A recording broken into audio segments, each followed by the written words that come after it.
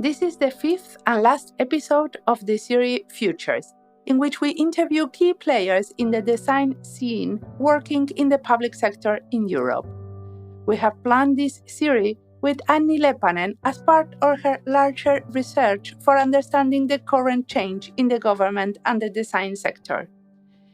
We wanted to envision collaboratively how this could be in 2030. This series has interviews describing cases in Denmark, Sweden, Estonia, and the UK. Jesper is a public innovation thinker and practitioner with a background in anthropology. His work focuses on how to deal with public problems in order to pursue the common good, in particular through better ecosystems for research and development.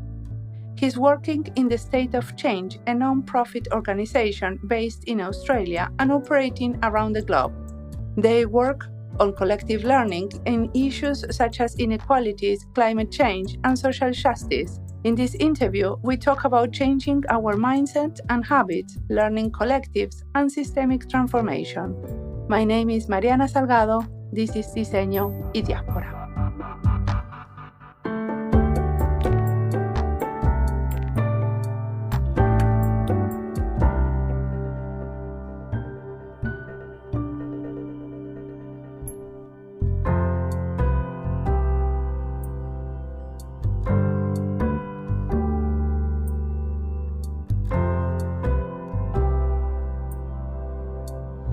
So I start recording from here. Yes. Would you like to present yourself? Sure. My name is Jesper Christiansen. I'm a designer's background. I'm studied anthropologist, but I've been working most of my career innovation in either within or with government. And now you are working in states of change. Okay, what is? Yeah, so it's maybe just to be very clear, I have two kind of roles right now, sort of a primary role in a B Group Foundation, which I can return to in the example of the work that you're asking for. And then I'm a co-founder of States of Change. States of Change was an idea myself and a few colleagues sort of had almost 10 years ago at this point, but certainly 7 or 8 years ago. And it actually started from two different challenges. I think one was, this increased proliferation of labs, innovation labs being established and set out to support innovation.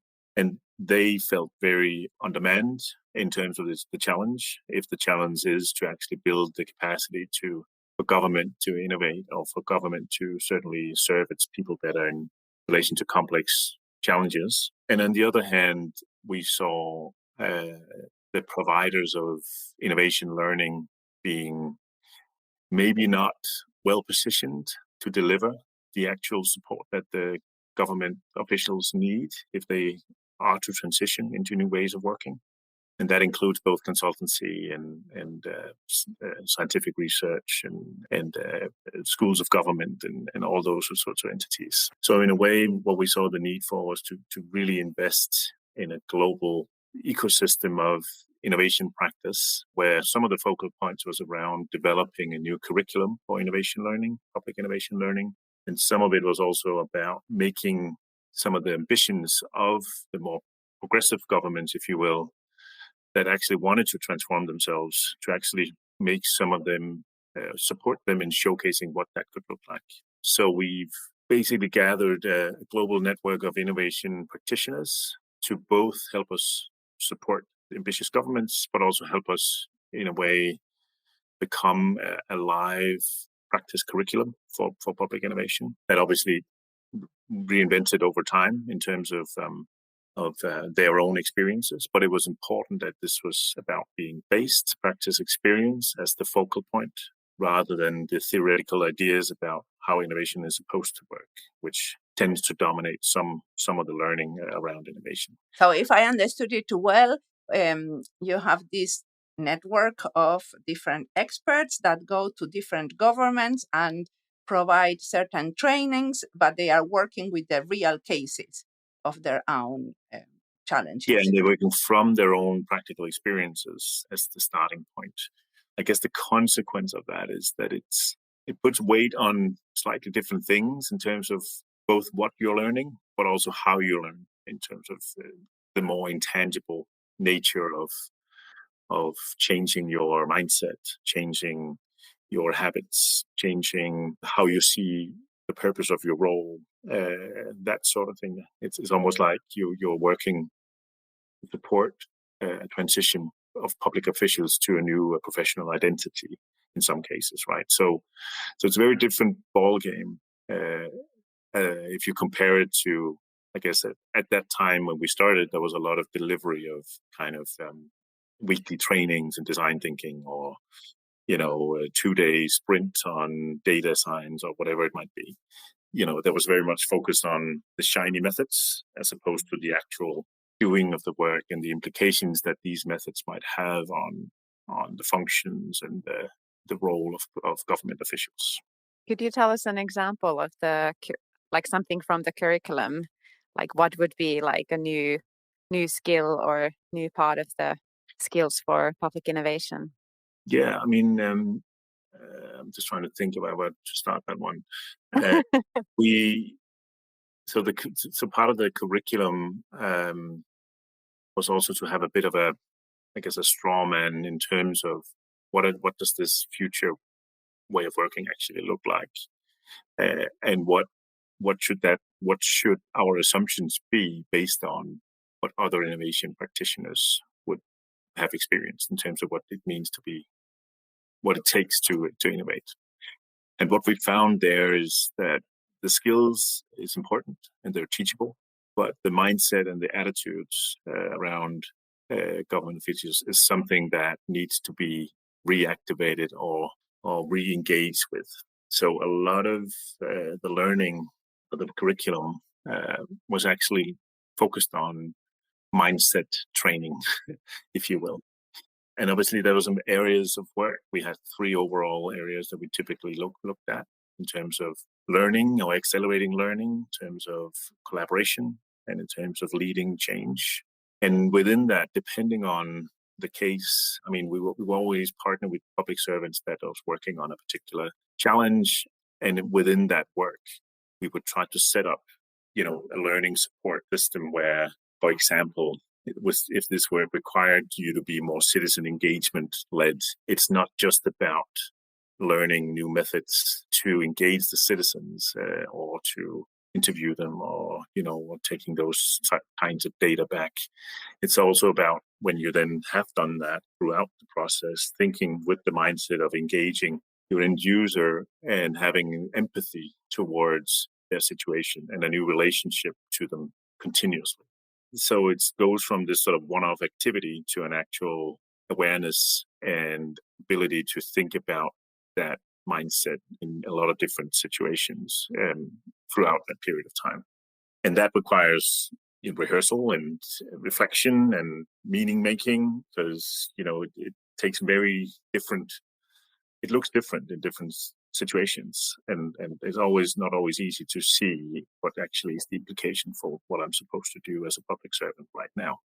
So we've done that sort of work a lot with officials working on, for example, Indigenous rights in Canada, or with officials working on social service systems in Australia or whatnot. But the important thing is actually to sustain that practice. Requires, to rehearse that empathy, professional empathy muscle. That's just one attitude out of a range of them that is important to kind of have more in play as you perform your professional responsibility. And what do you do to sustain that new attitude? Yeah, what do you do? I mean, the most important thing is to in a way reframe your work as a bit of an experimental platform or experimental journey. So in a way, you have to have a learning-based approach. So when you try something out that is different than what you're usually doing, you obviously have to reflect on how that went, how that felt, how that was enabled, how did that fail, or whatever it might be. So a lot of kind of what's important there is to create the space to both try, but also to reflect, adapt, and try again. And these spaces are normally not available, I guess, for public servants. Then I guess one of our contributions with States of Change when we partnered with governments was to create that space, but also to support the reflection and the meaning making, and then also facilitate peer-to-peer learning around those experiences. So in a way, you become wiser in the conversation with your colleague. And that was actually a big principle in how we approach things. We didn't talk about, we talked about it as learning programs, but in reality, what was happening was we would try to create learning collectives, and you would look at all the participants, including the main facilitators, the innovation experts, if you will. But they were just part of a group that needs to kind of have a collective learning experience. So in a way, it was also about us learning from them in their context about what's actually possible. And a lot of it is not something you can figure out the answer to in advance, but you have to sort of facilitate that learning environment over time to really discover it. I think many designers or design-minded civil servants, maybe they are struggling to get mandate to work in such a way because what you were describing, maybe it requires time and also permission to do things in a very different way and be maybe more open-ended and there's emerging things and you need to be open to that. So do you have any tips for designers who want to be creating that kind of mindset change that you were describing, like how to get the mandate or how to get space for that in your daily work? Like it's so easy to be in the sort of roller coaster of the daily work to kind of get out of that and get mandate to do something as you were describing. Yeah, I mean, I think what is interesting right now is that there is a bit of a trend at the moment, given the, I guess, increased recognition of the challenges we are facing and increased recognition for something like, for example, more long-term systemic transformational initiatives. That with that comes also a shift away from the quick fix and the focus on the project that's going to fix everything towards a more sustained series of learning-oriented explorational initiatives, or whatever you might call them, which has to be driven by that mindset that we're talking about, particularly learning orientation and experimental approach and so on. So it's increasingly becoming a requirement and something that I even see now in at least some places in Denmark in job descriptions of those sorts of roles, that you actually have to be able to have that sort of mindset. So on one hand, there is a bit of a formalization of this importance. On the other hand, and then in terms of so there's a part of the mandate that comes with that, I think. But then another part is to say, to in a way shift the emphasis of, in a way away from traditional professions, including, the design profession, and say, well, actually, it's not about being a designer or an anthropologist or a political scientist, but it is about finding a common collaborative approach, which has some new kinds of principles. And so in a way, a part of the mandate comes when you achieve that sort of feeling that we're all in the same boat, that we're actually in here with a common mission, common agenda, common approach, etc., etc. So I think that's really important as well.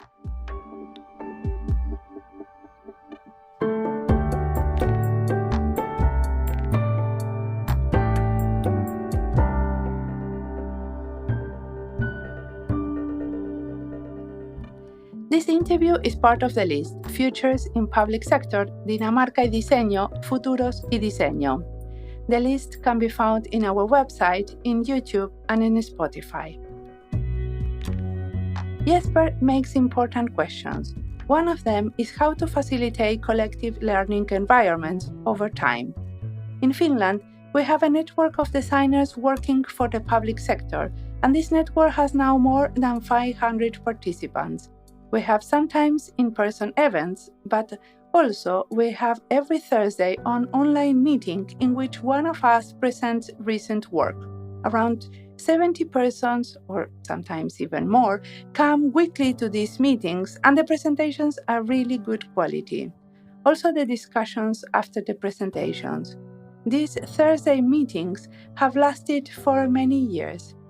This is really a collective learning environment built and sustained by peers. We are all of us learning in creative and collective ways.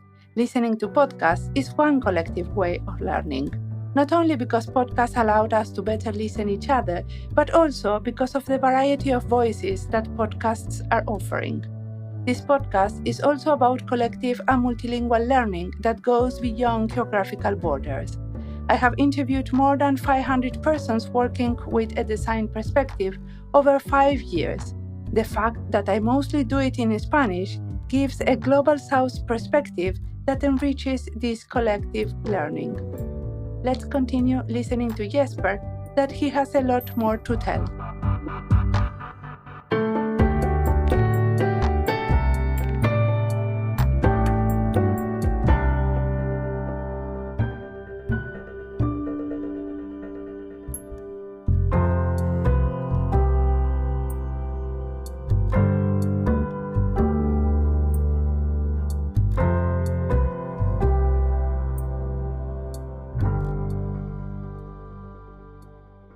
We are seeing big changes and experiencing them, both in what is going on politically around the world and what is going on in the way in which we are operating and we are working. So as we want to think in the future, how would you say that we will be changing our practices in the future? I guess just taking kind of we are in 2024, so there's 6 years away.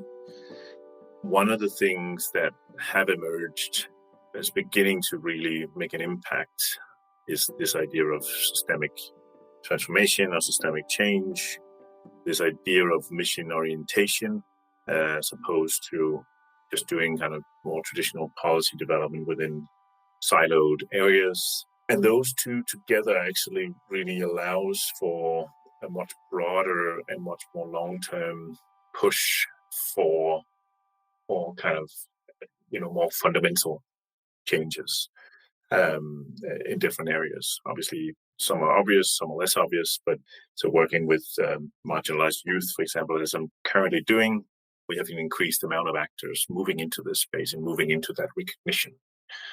So you have a lot of both private and public organizations, you have a civil society, you have interest organizations, you have a lot of big players that are actually pushing for a different approach. And the implication of that approach, one of them, is that there's a new dynamic between bottom up and top down. It becomes much more of a way of taking collective societal responsibility around these missions. It becomes much more about looking beyond your own organization in terms of what you're currently doing, what you say your purpose is, as opposed to what your role can be in a larger context. And it becomes much more about, for government, to accept the role as a steward of transformation, or play maybe not the dominant part in that, but play a sort of a proactive and helpful part of that mission-based approach. So that means, and this is one of the things that we are actually experimenting with at the moment, that means opening up policy to engage with relevant actors around what you think you want to try, what you probably need to learn more about, even though you might have some assumptions about things. Engaging with the broader set of actors to test or to make those assumptions more valid, and so on. So in a way, this is my current thinking, also coming from one of my previous employers in MindLab, where we were an internal innovation lab that helped policy develop from within with some of these methods. Now, I think we will try to develop those policy labs in broader coalitions of societal actors. So co-owned, co-created, co-designed with government, but also with a lot of other actors, and then anchored in a shared development agenda and anchored in almost like spaces outside of government, outside of all the organizations, because it's about that third place, really, where it's a shared responsibility and a shared kind of exploration of possibilities.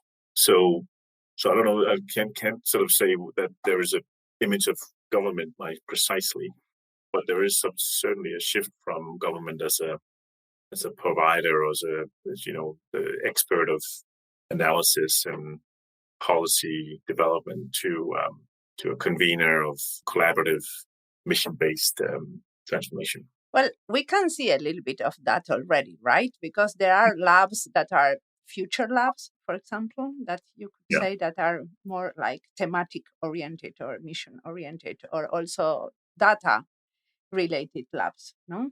Mm-hmm. Do you see other ones that they are already part of the ecosystem?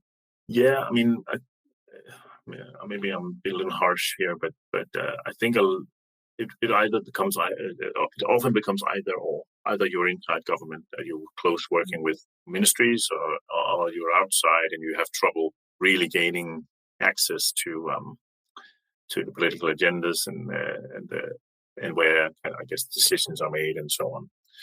So ideally, those actors that you are talking about will be much more integrated into those sorts of collaborations. And I think there's potential for these agendas, these sort of approaches, steps coming from collective impact over to systemic change and transformation practice towards embracing mission orientation as a common way of working. I think has the potential to really integrate those entities. If there's someone, for example, a service designer working in a government agency, and they've been working maybe several years in this space where they get to renew services, make the government services more human-centered or user-centered. And now they recognize what you're saying, that they should be kind of pulling their work towards this mission approach and address these systemic challenges. So, but I recognize from the community that they are kind of thinking, they're worried where to start, where to begin changing their work, how to move away from this renewing services into this bigger approach of systems change or missions approach. Like, what would be like the first step for them? Because we could use them as change agents. Like, these are people that have already infiltrated the government somehow, and they do have mindsets and they have good networks within the government, but how to kind of how to give them the push to become the agents for this missions approach. What do you think?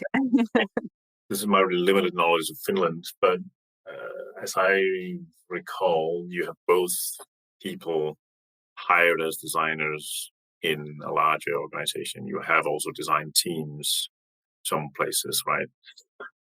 So in both instances, I guess a main pragmatic thing would be for them to be able to work with the same partner within the same, I would say mission, but it's not a mission, but it's in the same problem area over a long period of time.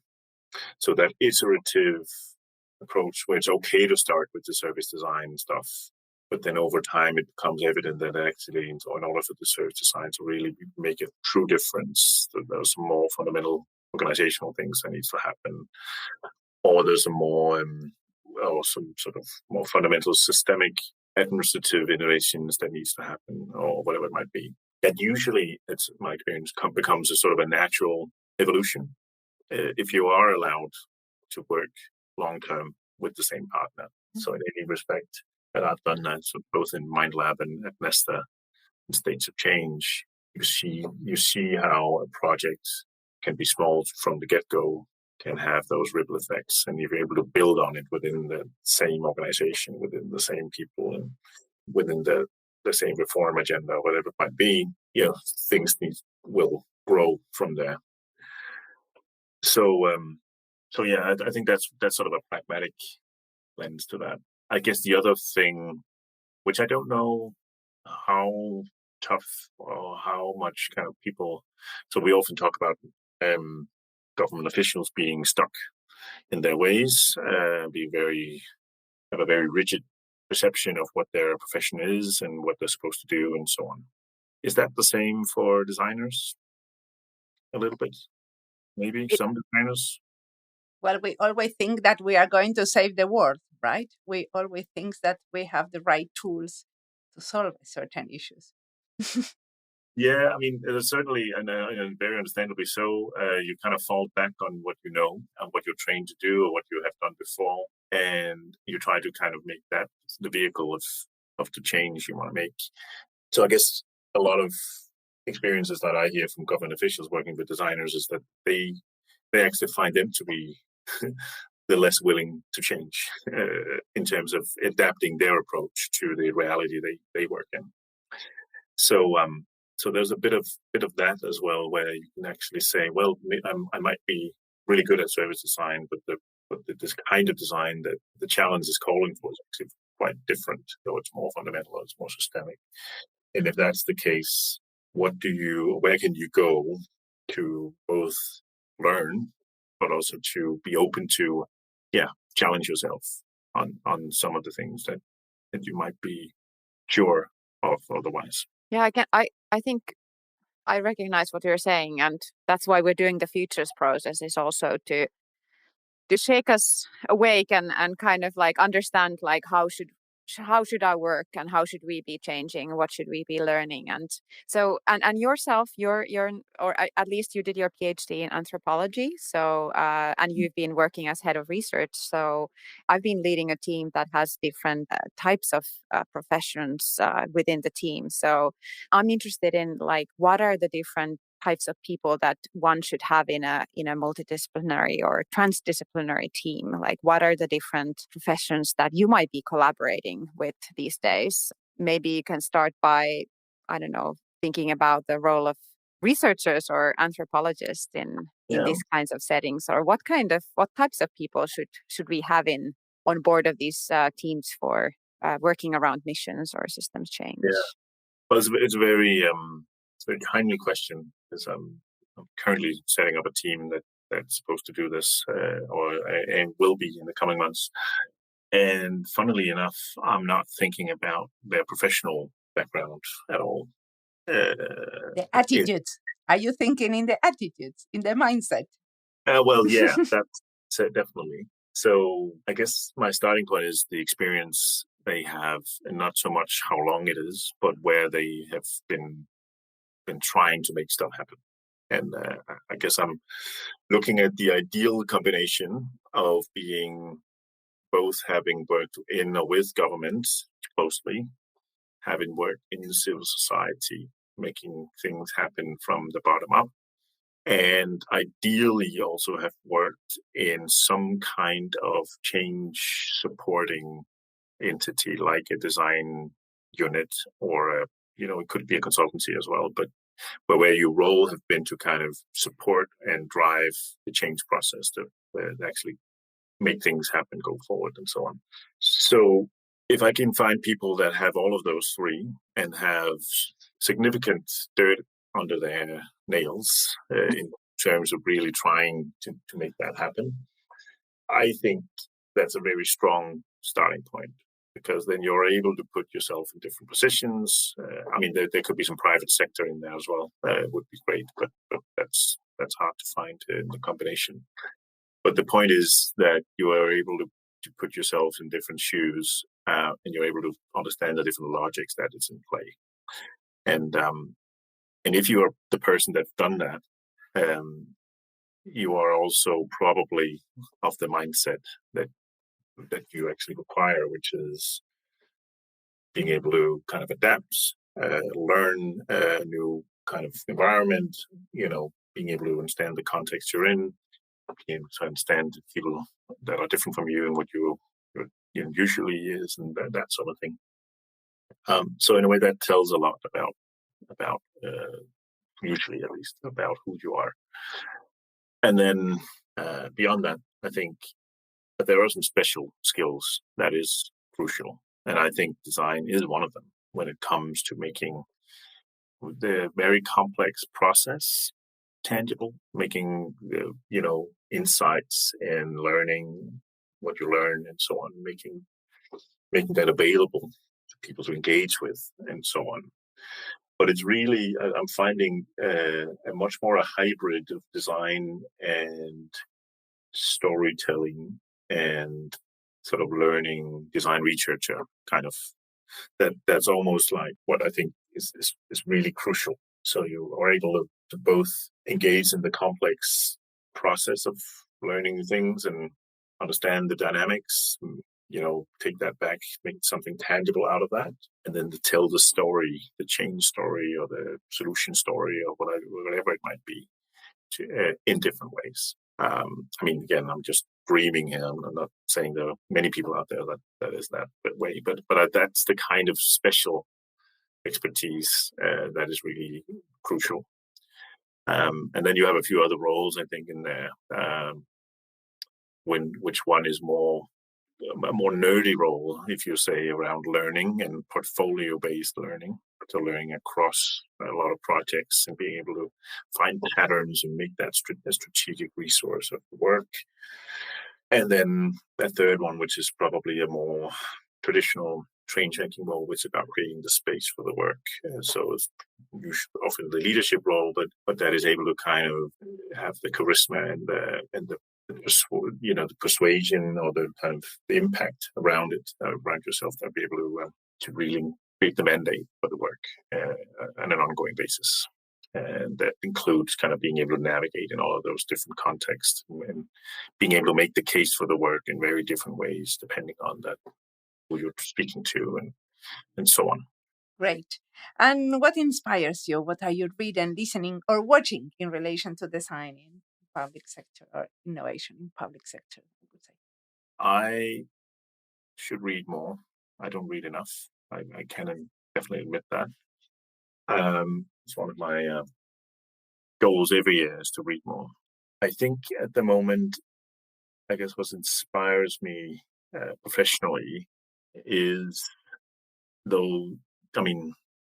are the ones that are really stretching our thinking, both when it comes to the level of ambition, as well as the, what you can then call the consequence of that ambition. Okay. So what stretch your thinking? So a guy like Indy Johar, beyond being a very charismatic and lovely man, is constantly kind of very much ahead in his thinking.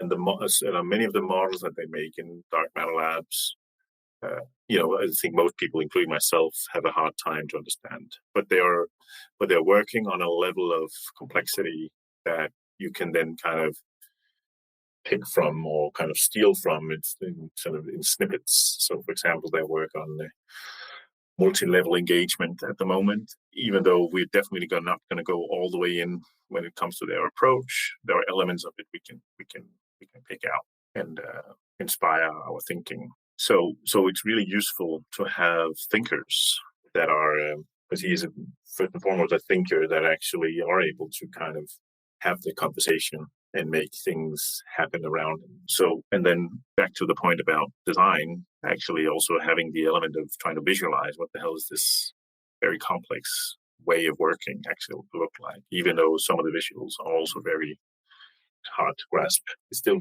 for me at least, really useful that someone kind of works on behalf of others to kind of really try to do that work and share it as much as they do as well. But also when you are visualizing something, you are understanding it. So the process of visualizing together is something that gives some understanding on the topic. I agree, 100%. Is there some place we can follow your work? Because you've been doing all these amazing things and visiting Finland in the past few years, but kind of your current endeavors, and you're mentioning something about like gathering a team and so on. So is there a platform where we can follow your work and get inspired by what's next for you? Or apply to your team. And we make a wish that please keep publishing and keep inspiring us. So I'm publishing some of the things that we're doing currently, both in Danish and English, later this spring. It's meant to be more than that we're currently doing. We want to make it a work out loud principle. But we are on a transition from now mobilizing this system and ecosystem towards action in portfolio-based development platforms and so on. So there's so many things that we're trying to make happen that we are unsure of. So we really need that conversation with the broader ecosystem around whether this makes sense at all and what others are doing and that kind of thing. So that would be great. And so the initiative is called Envision, which translated means a path for all, which is about marginalized youth. So it's a wide range of organizations. And Bikuben Foundation is one of the initiators of that initiative. But it does draw, my role in it as well is to draw on many of these experiences working with government or in government the last 15 years, and try to make that happen in this context. And I guess an advantage of being in a foundation is that you're a little more flexible in terms of what you can put into motion, right? And that particularly Bikuben Foundation here that is already accepted that is we need to do long-term stuff, we need to do systemic change, we need to experiment and so on. So there are some fights to legitimize that approach that I don't have to take at the moment, which means we can kind of extend beyond what we usually do, I think, in terms of how we approach things. So yeah, I'm obviously happy to share and stay in touch around that work. And there are many parallels also to previous conversations we've had, Annie, as well. Happy to do that. Great. I would say thank a lot for this interview. Yeah, thank you.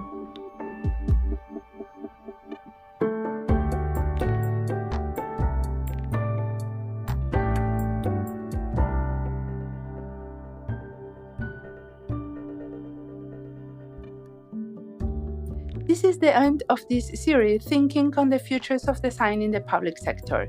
I'm thankful to Anni Leppänen for allowing me to contribute to her ongoing research. I am always eager to better understand how to use podcasts as a research tool. This is why I do this type of collaborations. I have done 14 series in collaboration with researchers, and the practice will continue. I am also extremely grateful to everyone we interview as they share their perspectives and prompted us to reflect on our own work. I won't summarize their contributions here, but I will be writing a blog about the entire series as this is part of my practice. The blog will be posted on our website. I can give you a sneak peek of what is coming in the near future now.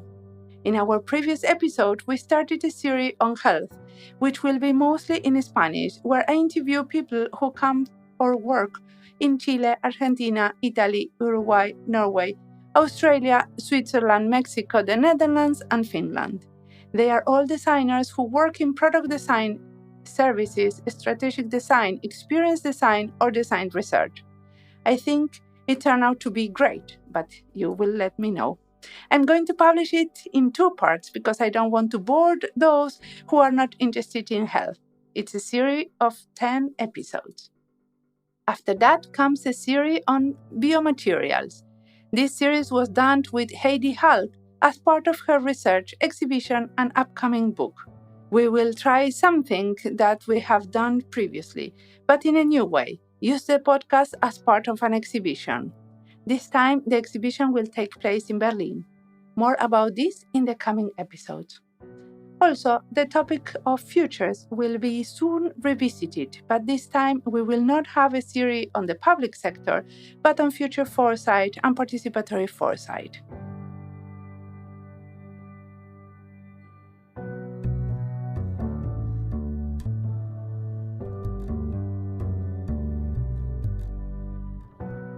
As always, the music of the podcast is by Antonio Zimmerman. Sound design is by Andy Fecci. This podcast is published with Creative Commons license with attributions. This was Diseño y Diáspora. You can follow us on social media channels in YouTube, Instagram, or X, or visit our website. Remember to recommend us and recommend our books. Stay tuned for more. We've got lots in store. Till next time, goodbye and design some more.